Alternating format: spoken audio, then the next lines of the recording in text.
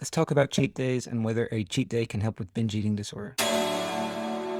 Now, when I'm referring to cheat days, let's also include cheat foods and cheat meals in that. I have issues with using the term cheat anything when we talk about food, just because your diet, your food intake is not a moral issue in that sense. You're not in a relationship with your diet, which means that you can't really, or you shouldn't really think of it as cheating on it if you have something that's not on that plan. But for the purpose of this, we'll just use the term cheat anyways. This does cover cheat foods, cheat meals, and cheat days. I'm going to refer specifically to cheat days, although it applies to the others as well. So a cheat day is when you're on a specific diet or eating plan, and then you have one day where you just kind of throw it out the window, have whatever you want, and probably even as much as you want. The idea is that when you have this planned intake of foods that you normally ban or restrict, it stops buildings craving up too much. So whatever plan you're on, it makes it easier to stick to in the long run. I don't know if that was the best explanation, but basically you give yourself a regular release of that buildup of cravings. So to answer the question about whether cheat days can help with binge eating disorder, and as with pretty much any time you hear me talk, I'll always say it depends, because none of us are identical. And to some extent, it also depends on your binge triggers. Before we get any further, something to bear in mind is that what the fitness industry or diet industry usually refer to as a cheat meal or a cheat day is essentially a planned binge. I don't really think it has any specific bearing on the rest of this conversation, but it's just something to be mindful of. Also worth bearing in mind that a cheat meal or a cheat day is different to a refeed, which is something I'll come on to a bit later on. And I think probably the most important thing to remember is that when you have something that triggers a binge, it's usually an emotional issue or some kind of stress or something in your mind.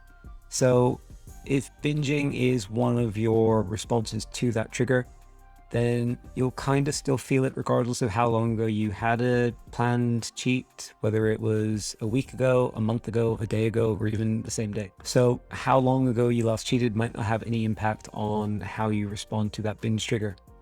Those cravings might still be there. And I think that applies to pretty much every eating disorder. In a weird way, while it manifests in your relationship with food, that's not the underlying cause of it. Under some circumstances, a cheat meal or a cheat day can help. I know that one of my most common binge triggers is when I mess up on my eating plan. If I mess up a little bit, say I eat too much or have the wrong things, I'll sometimes say, okay, I've messed up today. I'll just make the most of it, have what I want, and then get back on track tomorrow with a fresh start. And I know that's not a great behavior pattern, and it's something I'm working on. It's something that I've actually spoken about before as well.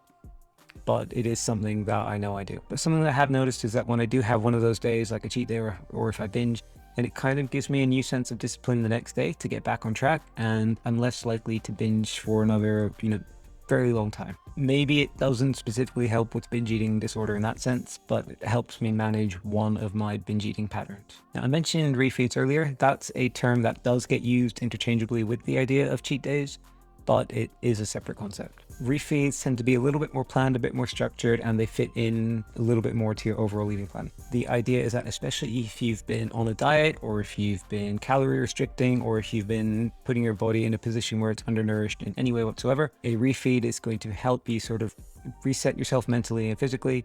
It's going to boost your mood, top up your glycogen, probably reduce stress in your body, and to an extent make you a little bit more resilient to handling any kind of emotional or stressful events that might be happening in the coming days. I know in my case, for example, when I feel really well nourished, I feel healthy, I feel resilient, and I feel like I can handle most things that get thrown at me for the next few days. And I think that's when I know refeed is serving its purpose. And that's very different to how I feel after a binge or and in air quotations, so-called cheat. So to wrap this up, I have very strong objections to using the word cheat day or cheat meal, and I think the idea of it sucks. Bear in mind that binge eating disorder or any other eating disorders aren't necessarily a food or hunger or cravings issue. So with that in mind, a cheat or planned cheat might not have any bearing whatsoever on whatever triggers in another binge in future. Cheat days won't necessarily blunt the cravings that you get when you have your next binge trigger. And probably most importantly, when you are feeling well nourished, you may find yourself more emotionally and physically resilient, which means that you can handle stress better, you can handle emotional events better, you can handle trauma a little bit better. And that might mean that when you do next come up against an event that might normally trigger a binge, you might find yourself mentally and physically better prepared to handle it.